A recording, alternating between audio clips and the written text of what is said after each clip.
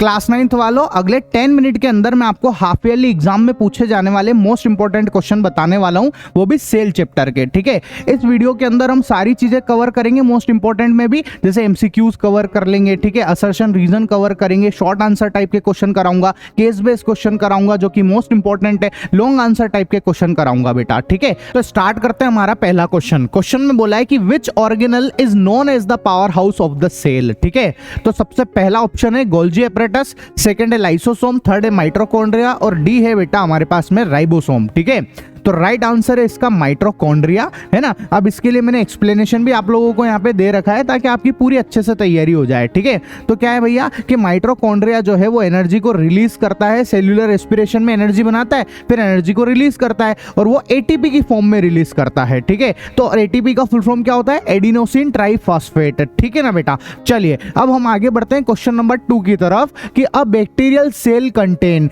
ये bacterial cell है बेटा। ठीक है, ये क्या रखता है ना। तो पहला ऑप्शन है न्यूक्लियस, दूसरा है न्यूक्लियोइड, तीसरा है क्लोरोप्लास्ट और फोर्थ है बेटा वैक्यूल, है ना। तो राइट आंसर इज न्यूक्लियोइड। ठीक है, तो क्या है भैया, जो बैक्टीरिया है वो प्रोकैरियोटिक होते हैं, है ना, और इनके पास में न्यूक्लियस नहीं होता है, इसलिए इनका जो जेनेटिक मटेरियल है वो न्यूक्लियोइड रीजन में रहता है। अब ये जो रीजन दिख रहा है ना आपको, ये न्यूक्लियोइड रीजन है और यहाँ पर इनका जेनेटिक मटेरियल है बेटा। ये जो दिख रहा है ऐसे धागे धागे जैसे, ये जेनेटिक मटेरियल है इनके। ठीक है, चलिए क्वेश्चन नंबर 3 की तरफ बढ़ते हैं। Which plastid give red, yellow and orange colour to fruits and flowers. ठीक है, तो देखो आपको जो फ्रूट्स और फ्लावर्स नजर आ रहे हैं उनके कलर्स है ना यहाँ पे रेड रेड, ये किसकी वजह से हो रहा है? तो 4 ऑप्शन है, क्लोरोप्लास्ट, ल्यूकोप्लास्ट, क्रोमोप्लास्ट और राइबोप्लास्ट। ठीक है, तो राइट आंसर इज क्रोमोप्लास्ट बेटा। ठीक है, और ये इसका एक्सप्लेनेशन है ना। अब बारी है बेटा क्वेश्चन नंबर 4 की। ठीक है, क्वेश्चन नंबर 4 में बोला है कि osmosis is the movement of. ठीक है, कि ऑस्मोसिस के अंदर किस चीज का मूवमेंट होता है?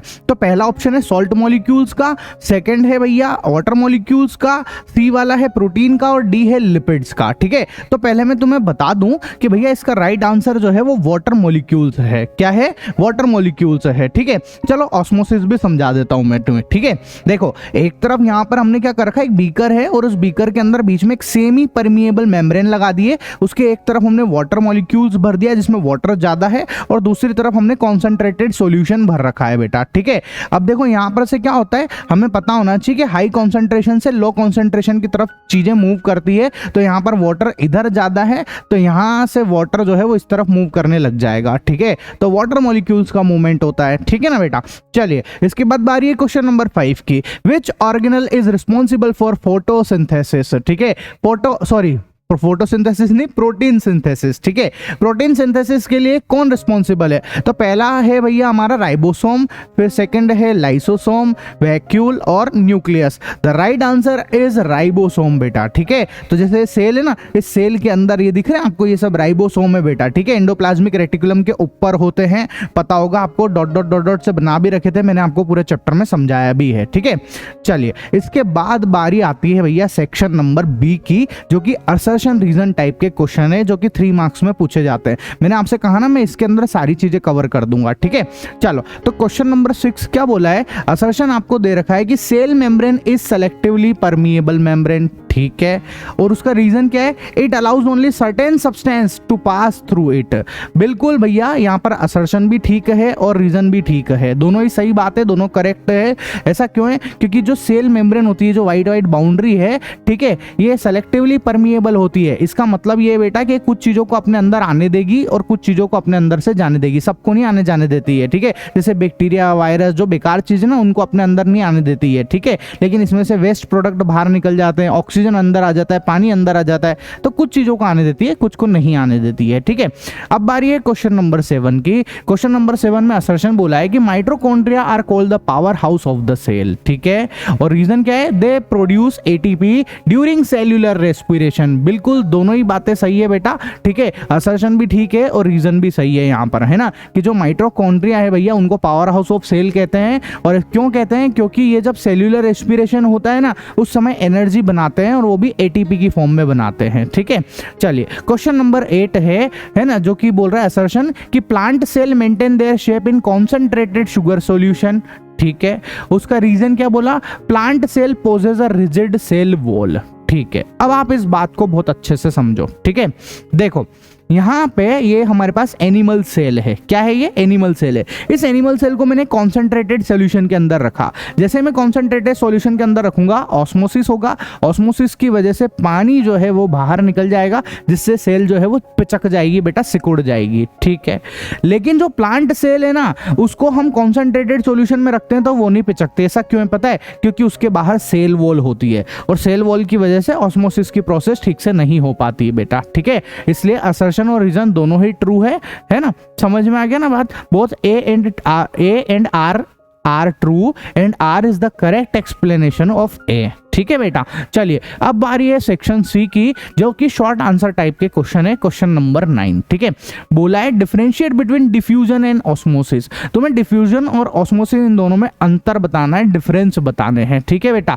तो देखो ऑस्मोसिस मैंने बताया ही है ना, पानी के वाटर के मॉलिक्यूल्स जो है वो इधर से उधर हाई कॉन्सेंट्रेशन से लो कॉन्सेंट्रेशन में जाते हैं, ठीक है। और यहाँ पर जो है गैसेस वगैरह वो इधर जहाँ पे हाई कॉन्सेंट्रेशन से लो कॉन्सेंट्रेशन की तरफ जाती है, ठीक है।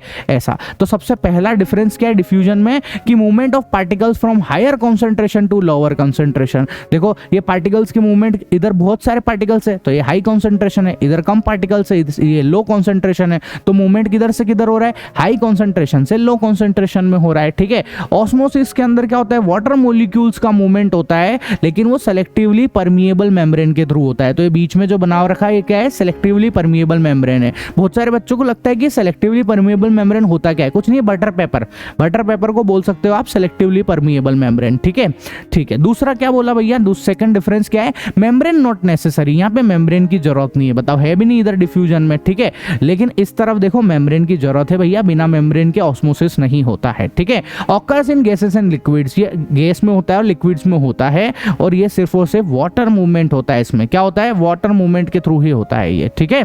चलिए क्वेश्चन नंबर 10 की तरफ आते हैं। State any two difference between plant cell and animal cell. Most important question है, हालांकि सारे इंपॉर्टेंट है, ठीक है। बोला है भैया कि प्लांट सेल और एनिमल सेल में डिफरेंस क्या है, तो ये है प्लांट सेल, ये है एनिमल सेल। सबसे पहला है कि इसमें सेल वॉल होती है, इसमें सेल वॉल नहीं होती है बेटा, ठीक है। इसमें क्लोरोप्लास्ट होता है, इसमें क्लोरोप्लास्ट नहीं होता है। इसके अंदर जो वैक्यूल्स है, ठीक है, वो बहुत बड़ी होती है, लेकिन इसके अंदर वो वैक्यूल्स या तो नहीं होगी या बहुत छोटी होगी बेटा, ठीक है। चलिए इसके बाद आते हैं हम क्वेश्चन नंबर 11 में। उसमें बोला है why are mitochondria called the power house of the cell. Very very very important question, ठीक है, कि भैया माइटोकॉन्ड्रिया को सेल का पावर हाउस ऑफ सेल क्यों कहते हैं? क्योंकि ये सेल्यूलर रेस्पिरेशन के टाइम पे एनर्जी रिलीज करता है, एटीपी की फॉर्म में रिलीज करता है, इसमें एनर्जी होती है, इसलिए इसको क्या बोलते हैं? Power house of the cell बोलते हैं, ठीक है। चलिए क्वेश्चन नंबर 12 में क्या बोला? What is cell theory, name the scientist associated with it. Cell theory क्या है और कौन से साइंटिस्ट ने इसके साथ एसोसिएट है, बता दो आप, ठीक है।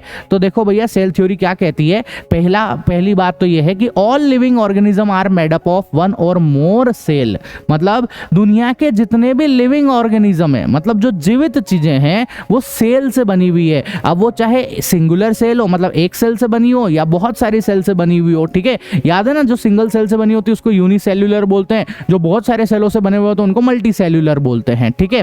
फिर बोला कि cell is the basic structural and functional unit of life. हमारी जिंदगी की जो स्ट्रक्चरल और फंक्शनल यूनिट है वो कौन है? सेल है। अल्टीमेटली सेल से ही हमारा पूरा बॉडी काम करता है बेटा, हम बने भी सेल के हैं, ठीक है। और सेल्स जो है वो उनके प्री एग्जिस्टिंग सेल से आए हैं, ठीक है ना। और साइंटिस्ट कौन कौन एसोसिएटेड है इसमें? तो देखो जैसे कुछ नाम है, ये है ना, इनके फोटोज भी लगा रखे हैं मैंने आपको, ठीक है, कि मैथियस शेल्डन, जो भी इनको प्रोनाउंस करेंगे, हो सकता है मैं थोड़ा बहुत गलत प्रोनाउंस कर रहा हूँ, ठीक है। थियोडर शिनमॉन, ठीक है। इसके बाद रुडोल्फ विर्चोव, ये साइंटिस्ट है, ठीक है, ध्यान रखना। इसके बाद सेक्शन डी आता है जो कि केस बेस्ड क्वेश्चन है। Most most most important question भैया, आज की तारीख में सिर्फ पढ़ने से कुछ नहीं होने वाला है अगर आपने सिर्फ थ्योरी पढ़ ली। गलत। देखो अगर आपने केस बेस्ड क्वेश्चन की प्रैक्टिस नहीं करी तो फिर आपके नंबर नहीं आएंगे, क्योंकि ये बहुत ज्यादा पूछे जा रहे हैं अभी, ठीक है।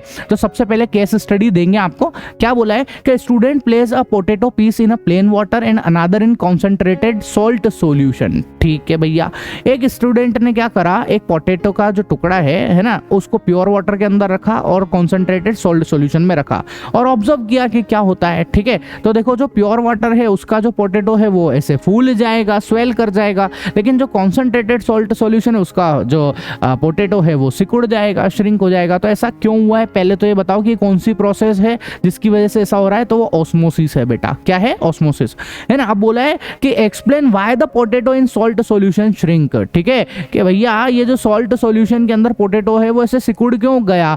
ऑस्मोसिस की वजह से। क्या हुआ? यहाँ से पानी जो है बेटा इसके अंदर, मैंने आपको बताया हाई कॉन्सेंट्रेशन से लो कॉन्सेंट्रेशन की तरफ चीजें चलती है। तो देखो यहाँ पर जो है अंदर से इसके अंदर की चीजें जो है वो बाहर आ गई है, पानी बाहर आ गया है, इसकी वजह से पोटैटो जो है वो सिकुड़ गया है बेटा। ठीक है, चलिए इसके बाद केस स्टडी 2 है ना। अगली केस स्टडी क्या बोली कि अ फार्मर प्रिजर्व आंवला and lemon using salt and sugar. ठीक है, एक फार्मर है जो कि आंवला और लेमन दोनों को है ना प्रिजर्व करती है। ठीक है, और किसकी मदद से करती है? सॉल्ट एंड शुगर की मदद से करती है। ठीक है, क्वेश्चन है कि which biological concept help in preservation. कौन सा कॉन्सेप्ट लग रहा है? ऑस्मोसिस लग रहा है बेटा, ऑस्मोसिस की वजह से। ठीक है, उसके बाद बोला अगला कि why do bacteria fail to grow in such food. अब देखो क्या होता है, ऐसे तो फूड खराब हो जाते हैं। क्यों? क्योंकि उनमें बैक्टीरिया पनपने लगते हैं। लेकिन जब हम उसमें आंवला और शुगर मिला देते हैं तो उसकी वजह से क्या होता है कि जो बैक्टीरिया है उसके अंदर का वाटर वो बाहर आ जाता है ऑस्मोसिस की वजह से। अब बैक्टीरिया के खुद के अंदर का पानी बाहर आ जाएगा ना तो मर जाएगा और बैक्टीरिया सर्वाइव नहीं करेगा, तो फिर जो खाने पीने की चीजें वो प्रिजर्व्ड हो जाएगी। ठीक है, चलिए इसके बाद आते हैं हम लोग, अगला सेक्शन है हमारा ई जो कि है लॉन्ग आंसर टाइप का। ठीक है, उसमें क्वेश्चन नंबर 17 बोला है कि draw a neat label diagram of a plant cell and write the function of any 3 organelles. Plant cell का डायग्राम बनाना है, चलिए बनाते हैं। ठीक है, देखो भैया सबसे पहले तो है साइटोप्लाज्म। साइटोप्लाज्म एक टाइप का लिक्विड है जिसके अंदर सारे ऑर्गेनल्स रहेंगे बेटा। ठीक है, तो ये है हमारा न्यूक्लियस। क्या है बेटा? न्यूक्लियस है। ये हमारे पास है माइटोकॉन्ड्रिया। ये बीच में बहुत बड़ा सा जो नजर आ रहा है ये है वैक्यूल्स बेटा, खूब बड़ी होती है ये। ठीक है, फिर ये आपको बहुत सारे नजर आ रही है प्लास्टिड है ना। ये क्या है बेटा? प्लास्टिड है यहाँ पर। ठीक है, फिर ये जो बाहर अंदर अंदर का जो हिस्सा दिख रहा है जो मेम्ब्रेन है वो सेल मेम्ब्रेन है। बाहर वाली जो नजर आ रही है वो सेल वॉल है बेटा। ठीक है, इसके अंदर जो छोटे छोटे से नजर आ रहे हैं ये राइबोसोम है। देखो बहुत सारे बना रखे मैंने यहाँ पर। ठीक है, इधर जो नजर आ रहा है गोल्जी एपरेटस है बेटा। ठीक है, इसके अलावा देखो आप यहाँ पर जो आपको ये ऐसे दिख रही है जाली जैसी, ये है एंडोप्लाज्मिक रेटिकुलम। 2 होती है, एक होता है रफ एंडोप्लाज्मिक, एक होता है स्मूथ एंडोप्लाज्मिक। रफ वाले में राइबोसोम होते हैं इसलिए उनको रफ बोला, स्मूथ में राइबोसोम नहीं होते हैं इसलिए उनको स्मूथ बोला। सिंपल। ठीक है, तो ये बन गया आपका डायग्राम है ना। अब देखो क्वेश्चन नंबर 17 के अंदर अभी इसका पार्ट और बाकी है। इसमें बोला है कि न्यूक्लियस के बारे में कुछ पार्ट के बारे में बता दो जैसे। ठीक है, तो न्यूक्लियस क्या करता है? सेल की जितनी भी एक्टिविटीज उनको कंट्रोल करता है। ठीक है, ये जेनेटिक मटेरियल डीएनए को रखता है, इसमें क्रोमोसोम वगैरह होते हैं उसमें डीएनए होते हैं है ना, उनको रखता है बेटा ये। ठीक है, माइटोकॉन्ड्रिया क्या करता है भैया? ये सेल्यूलर रेस्पिरेशन होता है यहाँ पर। ठीक है, ये एटीपी की फॉर्म में एनर्जी रिलीज करता है इसीलिए इसको power house of the cell भी बोलते हैं। ठीक है, फिर क्लोरोप्लास्ट क्या करता है बेटा? तो ये कंटेंट क्लोरोप्लास्ट के अंदर क्लोरोफिल होता है जिसकी वजह से पत्तियों का पेड़ पौधों का रंग जो है वो ग्रीन नजर आता है। ये फोटोसिंथेसिस परफॉर्म करता है बेटा। आपको कैसा लगा क्लास 9th वालों? बढ़िया से समझ में आया ना? तो मैंने आप लोगों के लिए आपकी क्लास 9th के सारे चैप्टर करवा दिए। ठीक है, मतलब एनिमेशन के साथ में जितने भी आपके टॉपिक है सारे चैप्टर है, उनके important question, case based question सब कुछ करवा रहा हूं मैं आपको। ठीक है, तो मेरा नाम है पीयूष, चैनल का नाम है आई कोचिंग। ठीक है, सब्सक्राइब नहीं किया हो तो कर लेना और अपने दोस्तों के साथ में शेयर भी कर देना जिससे मेरे को भी थोड़ा फायदा होगा, कुछ सपोर्ट मिलेगा, मेरा भी चैनल आगे से बढ़ेगा अच्छे से। ठीक है, तो अपने व्हाट्सएप ग्रुप में कहीं पे भी जो आपको पता है, मेरे से ज़्यादा ही पता होगा आपको, तो आप वहाँ पर शेयर कर लेना। ठीक है, और मैंने अगर आपने जैसे सेल वाला चैप्टर नहीं पढ़ा हो, टिश्यू चैप्टर नहीं पढ़ा हो, तो उसकी प्लेलिस्ट मैंने कंप्लीट बना दी है, देख लो आराम से जाके। ठीक है, और लिंक भी लगा देता हूँ मैं सेल चैप्टर की, तो आप उससे भी देख सकते हो और एकदम बढ़िया एनिमेशन से पढ़ाया है। ठीक है, तो बढ़ते हैं मैं आगे है ना। मैं अभी तक 6 चैप्टर पढ़ा चुका हूँ और अब मैं जो है 7 चैप्टर लाने वाला हूँ। ठीक है ना बेटा, चलो तो मिलते हैं नेक्स्ट वीडियो में। Bye bye.